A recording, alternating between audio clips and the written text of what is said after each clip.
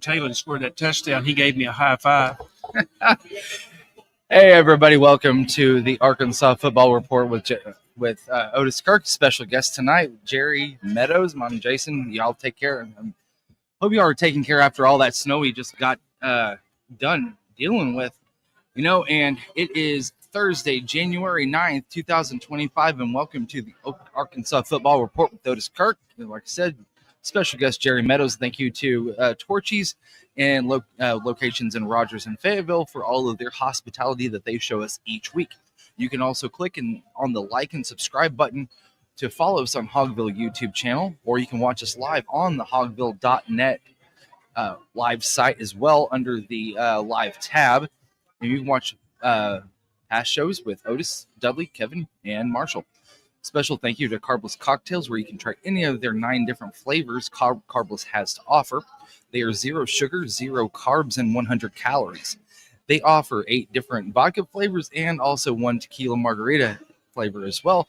You can pick up any of those at any of your major retailers or exclusively here at Torchys Tacos. Be sure to stop by either of the 2 Torchys locations here in Rogers or Fayetteville, here in Northwest Arkansas, which happen to be, Jerry, the only 2 locations here in the great state of Arkansas. You can try their queso that's made in-house, fresh daily. Pair that with any of their great tacos on their menu. And this month, the taco of the month is a shrimp taco. And I'm going to tell you what, they look pretty stinking good. Everything's good here. It is. It really is. So make sure to pair any of those tacos with their queso and open your taste buds to a whole new world. Jerry, we really haven't talked too much since the bowl game. How you been? Been doing well. Just a little shocked with the basketball team. I am cautiously optimistic concerning the football program. Yeah. There has been such a turnover, but we are getting some really pretty good, skilled athletes. Some of them, though, we just don't know how much potential they have because they haven't played that much. And also, one of those things that really is going to help between now and August is on the field almost every day, going out, getting reps, getting used to working with a new skill group. As far as if any of these players have transferred in, also the players that stayed that have new teammates. It's imperative that they do work together each and every day, because now they're having to play catch up with some of these teams that have played together for 2 and 3 years. Yeah, and Sam has done a good job in filling a lot of the gaps that just Arkansas it was like an exodus from the team. And so kudos to Sam. I mean, He's obviously not just sitting around twiddling his thumbs, but the struggle that Arkansas is going to have is that even though they've got a pretty good class coming, everybody in the SEC has got a class that good or better. Yeah. So we're not gaining ground. No. Also, if you guys want to place for some tacos, I'm telling you what, Torchys right now, they are completely full. Like this place is packed. This entire dining room is packed right now. So if you guys are looking for something to eat, you haven't quite decided yet, swing by Torchys here in Rogers. Come up, say hey to Jerry and I. We'll shoot the breeze with you for a moment, talk Arkansas sports, talk life with you. Just come on up and say hey for a second. No BS. We just tell you the best we know what is the truth. Exactly. I want to talk about the tight end class. That it seems like you got a whole bunch of guys about the same size as the guy that just left, Luke has. You have I think he's got one or two in there that are your blocking tight ends, but Sam really has, him and Morgan Turner have emphasized on the hybrid tight end, 6'2" to 6'4", right around that 230-pound mark. Tell us a little bit about that, Jerry. Well, they've just got Rohan Jones, and he's the smallest tight end. He's 6'3", 235 pounds. And if I was going to be predicting what I think is going on, is that Bobby Petrino is going to have the type of tight ends that can block and that can pass block. And of course, both of us, we loved Luke Haas. I mean, he is just a stud. And I can understand that, he wanted to possibly go somewhere else to where he could be better utilized. I just hate it that it's Ole Miss. But I think right now, Coach Petrino has exactly the type of tight ends he wants. Yeah. So I would think that this should help Talon for not having to run for his life this coming year. Yeah, and that's one of the things that you felt like maybe not so much was he under. I wouldn't say, he was more underutilized really than anything else. That's it. Because I felt like the offense was there for his taking. It's just that I felt like the offense didn't really gravitate towards him. And I think that that's something that they're going to have to really work with Talon in the offseason, is not holding it too soon, or not getting rid of it too soon, but also not holding on to it too long. There's that happy medium that they're going to have to find with him. I feel like if they can, he's going to see some guys that are starting to open up on the underneath, which where Luke was. He did find Andrew Armstrong quite a bit on the underneath, and that's the reason why he didn't have but one touchdown this entire football season. Yeah, there was very few times he went deep. Yeah. And of course with Talon, he would drop back. He's looking for Armstrong. Armstrong's covered. He scrambles, and then out of desperation, he'll come out and he'll either just make a terrible mistake or he'll make an NFL pass. Yeah. I mean, just there's no gray area there. No, there's it's either feast, it's either steak or feathers. That's the truth. I mean, I heard that one a long time. Yeah, I mean, when I've watched him throw the football and put it on a dime, and I just scratch my head, and then he'll sit there and throw a pass like he did at Oklahoma State. Did you know that in the first 15 possessions of the season, we had 13 touchdowns? Yeah. We actually had 14 because he threw an interception for the other team. And we'd only been stopped once. I was thinking, wow, by 5.5 quarters, I was thinking, they're as good as I thought they were. Yeah. And then that interception, I tell you, we'll never know exactly how much that hurt the season, but it did knock the breath out of the team because we were there, and it was sickening. But that's that, that's water under the bridge, and now we move on to a new season, and I'm not quite as optimistic this year as I was last year. See, I'm on the opposite end of the boat on that one.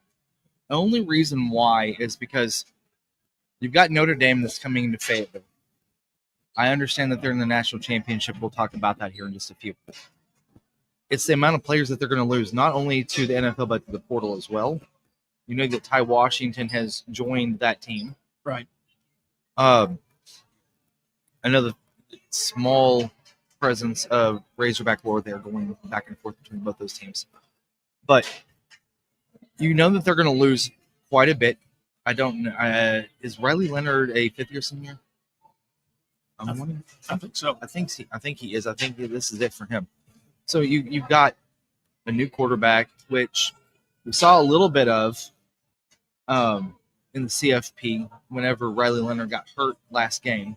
Right. We saw him a little bit. Not the best, not the worst, but not the best.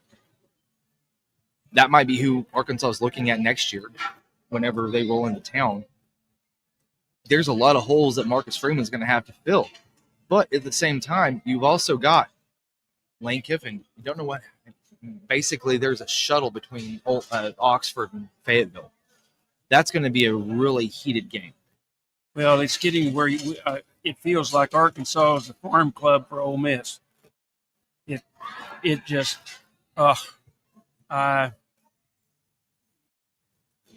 Also, make sure to give us your comments, good, bad, or ugly. We'll also take questions. If you guys have those, put those up in the comments section, and we will get those answered. We are here live at Torchys Tacos here in Rogers, as we are every Thursday night at 7 p.m.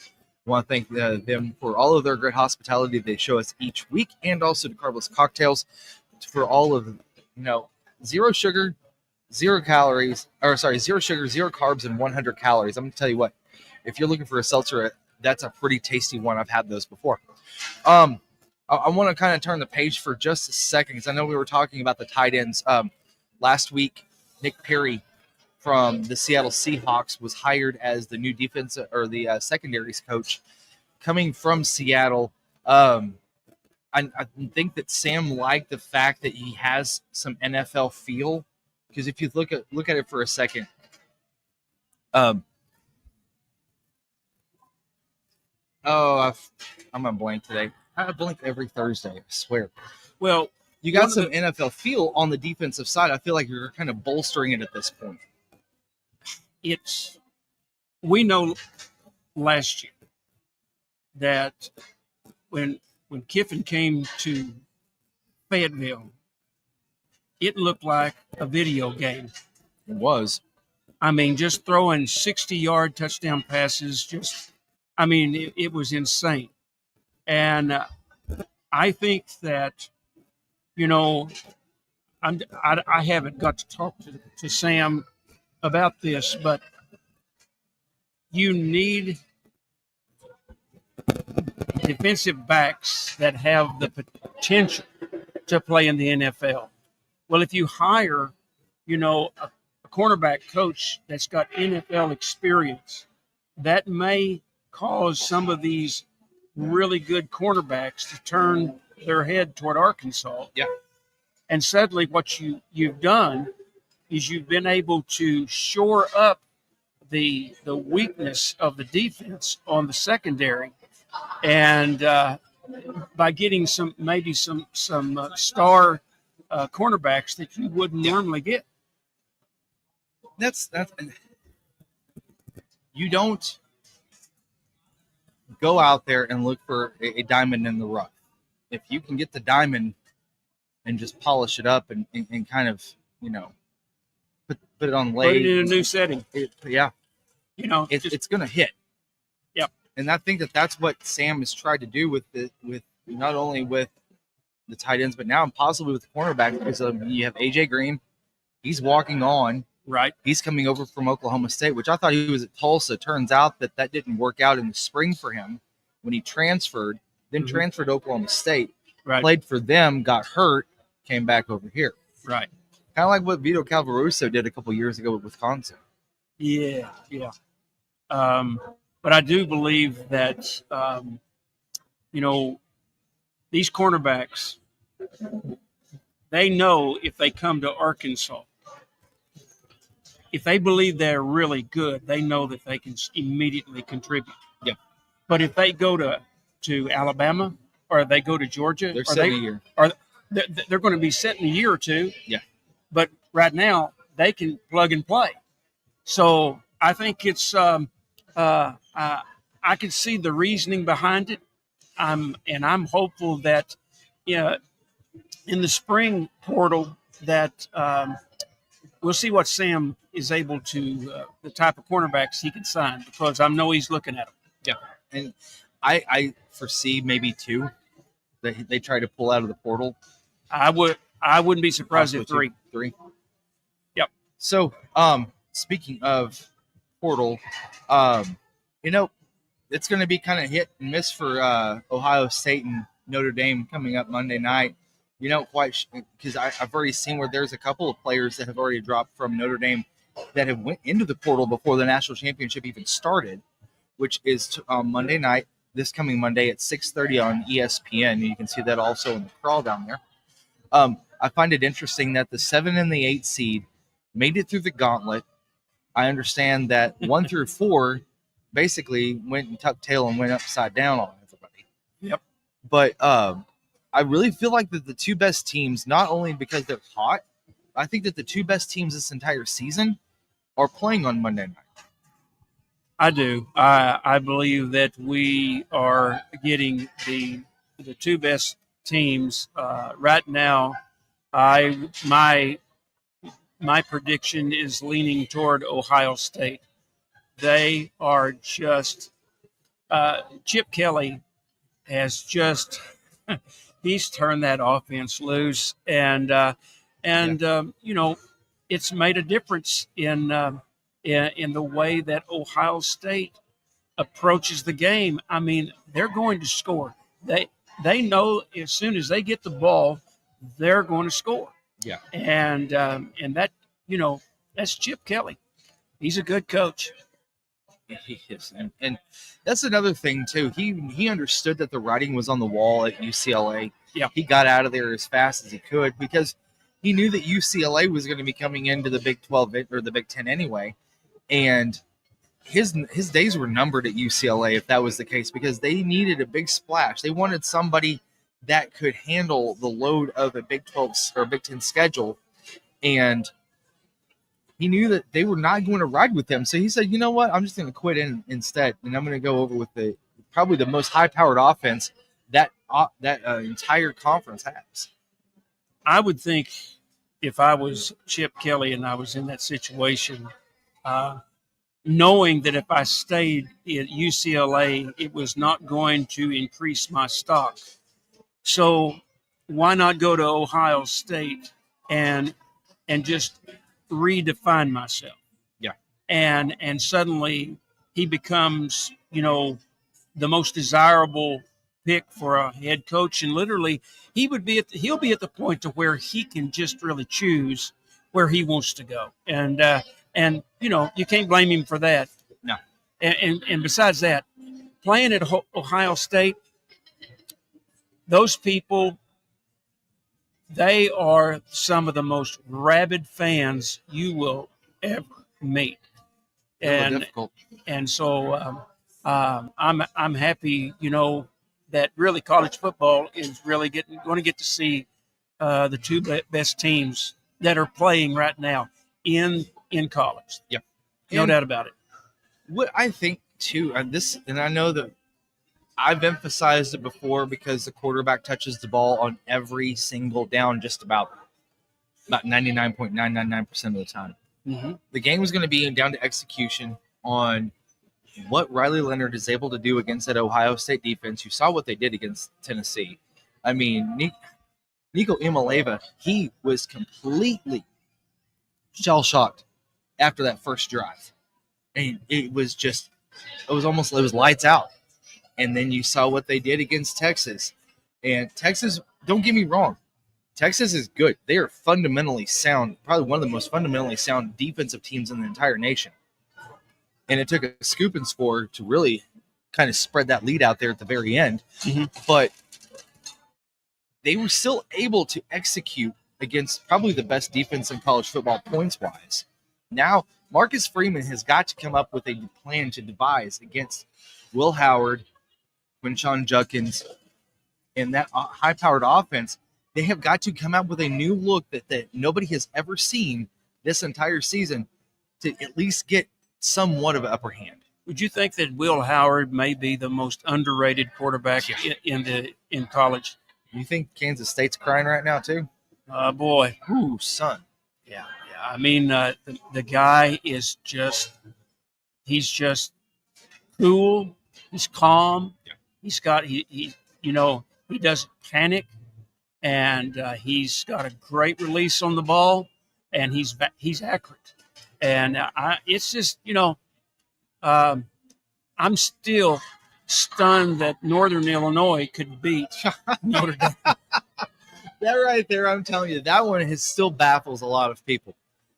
Yeah, I know. I mean, did they just were they partying the night before? I mean, goodness sakes, it's that's what Northern Illinois. That's what happens when you don't take a team seriously. Yeah, I'm telling you. So I have to say this really quick, and I know that Razorback fans feel this way. One, it's because they want to change. Change is not going to happen this year, no, unless catastrophe happens. God forbid. And that, I feel like the way that this season is starting to take shape and what it's looking like for Arkansas in 25, the most Arkansas thing for this whole thing to happen to the fan base, Notre Dame wins a national championship. Yeah. And that, I feel like that is probably what's going to happen. I'm going to predict it right now that Notre Dame is going to beat Ohio State 31-24. Well, that's nice, but Ohio State is going to beat Notre Dame 38-21. Okay. And I think Will Howard is the key. And I like Ohio State, I like Notre Dame, but Ohio State has just been playing on a level, and look at the teams they've had to beat. Yeah, I mean they've taken care of business. Yeah, they had that slip up with Michigan, but when it's Michigan and Ohio State, you won't remember this because you wasn't here, but it's very much like Arkansas and Texas in the 60s. Yeah. Texas could be ranked number 1, but if they came to Arkansas, they could get themselves beat. And several times they did. That's Arkansas LSU of the early 2000s. Exactly what it was. Yeah. And look at how many miracles at Markham did we have? 3. 2 or 3. It was like LSU could come to Little Rock. You remember when was it Ryan Mallett that there was 6 seconds left in the half? Oh yeah, he had Kobe Hamilton for like 80 yards. Yes, dude whiffed on him too. I remember that exact play because they were trying to put it in field goal range. Anyway, I do want to get to this before we get out of here, Jerry. Okay. I feel this is very poignant. So, as of 5:30 this evening, this is a excerpt from ESPN that just came out. It was written very well. Cleared a lot of information up for folks from Paula Levine and Dan Murphy. They wrote a piece on a judgment. It was a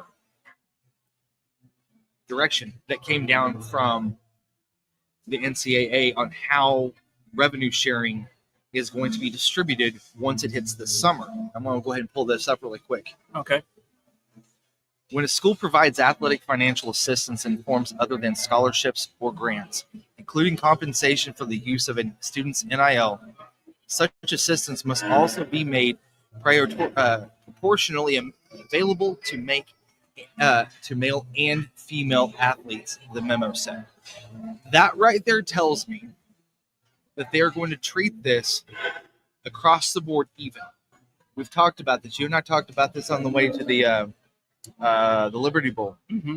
597 athletes on campus at Arkansas, which roughly comes down to about $33,000 a player. It's saying that Title IX is going to step in if they do not portion this correctly between male and female athletes. Now, could they say, well, the top earning sport for men's sports and women's sports gets X amount and then the rest get that? Or do you just go across the board and say everybody's getting one set amount and that's it? We're not going to deal with this anymore. You know, I don't think they're going to be able to get around this without opening up some type of can of worms. Yeah. Because I understand, that all students should have equal access. I don't deny that. And that's on what I would be the just way to do things. If you're basing things on performance, well, think about this. How many people were inspired to go to see Arkansas play when Darren McFadden was playing? How many uniforms did people buy with number 5? And so you have an elite athlete like Darren, who was absolutely he's just a great running back and 2-time Heisman finalist. Everybody, I got to see him run, and it was just like a truck with deer legs. I mean, he was just incredible. And so the odds are now if we can get a Caitlin on basketball, just imagine what this young girl is doing for the WNBA. Yeah.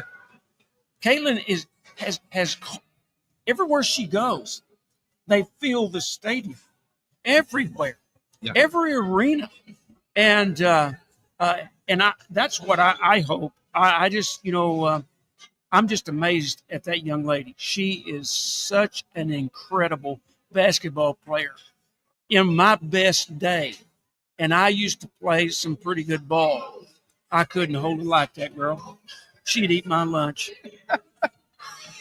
I think it brings up also, like you said, a fair argument where you have equal access, because